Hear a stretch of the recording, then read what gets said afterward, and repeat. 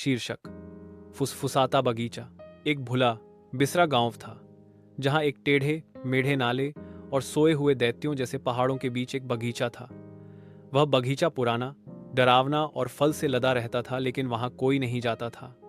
गांव के हर बच्चे से कहा जाता, अगर बगीचा फुसफुसाए तो मत सुनना। लेकिन मीरा वैसी नहीं थी जैसे बाकी बच्चे। उसे डर नहीं लगता था। जहां लोग खतरा देखते, वह कहानी खोजती। उसकी दादी ने बताया था कि वह बगीचा कभी शापित नहीं था। वह एक समय खुशियों से भरा था, जब तक कि किसी ने जमीन के नीचे कुछ दफन नहीं कर दिया, कुछ ऐसा जो राजों से भूखा था। एक सुबह जब कोहरा खेतों में रेंग रहा था और हवा बिल्कुल शांत थी, मीरा चुपचाप अपने घर से निकल पड़ी। वह घास के बीच से होते हुए उस बगीचे तक पहुंची। उसके जूते मिट्टी में धंसते जा रहे थे। जैसे ही वह बगीचे के लकड़ी के मुड़े हुए दरवाजे से अंदर गई, फिर उसे वह आवाज सुनाई दी, एक फुसफुसाहट। शब्द नहीं, भावना थी, जैसे कोई उसे बुला रहा हो, माँ की तरह, जो सालों पहले उसी बगीचे में चली गई थी और कभी लौटी नहीं।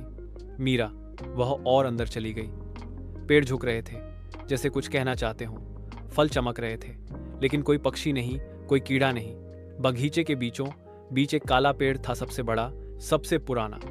उसकी जड़ों के बीच एक गड्ढा था, गहरा और रहस्यमय। मीरा झुकी और उसने वहां हाथ डाला। कुछ ठोस चिकना महसूस हुआ, एक लॉकेट। उसने खोला। भीतर एक चित्र था, उसकी माँ हौंसती हुई और गोद में छोटी मीरा। फुसफुसाहटें तेज हो गईं। एक नाम कह दो, उन्होंने कहा, जो सबसे ज्यादा प्रिय हो। मीरा कांप गई। उसे अपने पिता याद आए, जो घर पर सो रहे होंगे। उसकी दादी, जो अब भी उसे चेतावनी भरे गीत सुनाती थी। और माँ, जिसकी याद हर सांस में थी। उसने मुंह खोला, तभी उसने पेड़ की छाल में चेहरों की झलक देखी, उदास, खामोश। उनमें एक चेहरा उसकी माँ जैसा था।